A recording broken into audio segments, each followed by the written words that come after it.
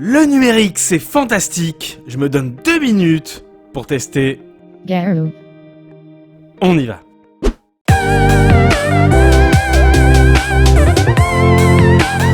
Alors Garou ou Gerou, c'est une web app qui se revendique être un funnel planner. C'est-à-dire une solution pour simuler son funnel de conversion, à la fois visuellement et numériquement. Déjà, sur la page d'accueil, on peut voir qu'il se revendique comme la solution ultime. Sacrée promesse. Mais dans un premier temps, un funnel, c'est quoi? Alors un funnel, c'est un terme très utilisé en web marketing, principalement dans le e-commerce. La traduction littérale de funnel, c'est entonnoir. Et ce n'est pas pour rien, puisque le funnel représente toutes les étapes du parcours client, de l'instant où il prend connaissance de notre produit ou de notre marque, jusqu'au moment où il passe commande. On en revient à Garou. Et Garou, lui, nous propose de simuler ce parcours client. Voyons à quoi ça ressemble. Alors déjà, il faut savoir qu'il n'y a pas de version gratuite ni d'essai. Ensuite, si je vais sur leur page, je vois un abonnement assez cher. Alors petit truc marrant, si je tape dans Google Garou Lifetime, je tombe sur une autre page d'achat, mais cette fois-ci Lifetime. C'est-à-dire qu'on achète une seule fois et on aura une utilisation illimitée.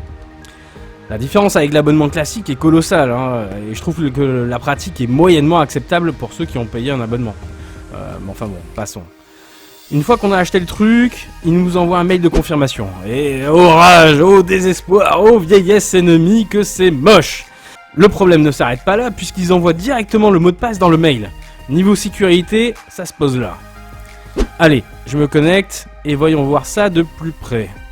Alors ce n'est pas très beau, mais ça passe. Tout fonctionne par drag and drop, c'est-à-dire en glisser-déposer. On dépose ses items et on crée des connexions en définissant les taux de conversion client à chaque étape. On peut y ajouter également nos charges fixes et variables, nos prix d'achat, etc., etc. À la fin, on clique sur le bouton simuler et on voit ce qui se passe. Alors on peut comparer différents scénarios qu'on a créés.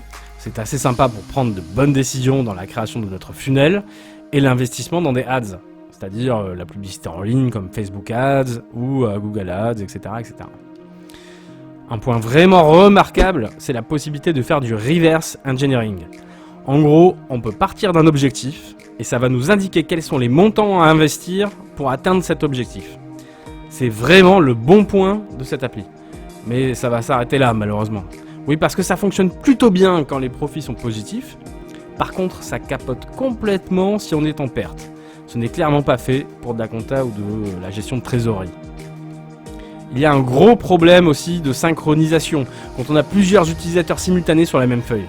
Ça ne gère aucune priorité, les modifications sont aléatoires et c'est complètement chaotique. Il faut vraiment éviter de travailler sur le même projet en même temps. Ensuite, chaque utilisateur peut voir ce que font les autres et modifier leurs travaux. Aucune gestion de permission. Pire encore, on peut entrer n'importe quoi comme profil, ça marche. On ne reçoit aucun mail de confirmation. Encore une fois, niveau sécurité, c'est à la ramasse. Il est difficile de trouver des infos sur qui se cache derrière cette appli. Même sur la facture, c'est complètement opaque. Bon, alors cette app a un aspect assez ludique et très pédagogique. À ce titre, je le conseillerais plutôt à des profs ou à des consultants dans le web marketing pour faire de sympathiques présentations. Par contre, dans un service marketing, ça n'a pas d'intérêt pour le prix que ça coûte. On ne l'utilisera qu'une fois, au mieux peut-être 2. J'espère qu'il y aura quelques évolutions majeures. Pour l'instant, ça ressemble à une version bêta. Le contenu est chiche, le prix est trop élevé, les fonctionnalités sont hasardeuses, c'est plutôt laid. Il y a d'autres alternatives de toute manière, et j'en ferai des vidéos, donc abonnez-vous. Sur cette version de février 2020, je lui attribue la note de 9 sur 20.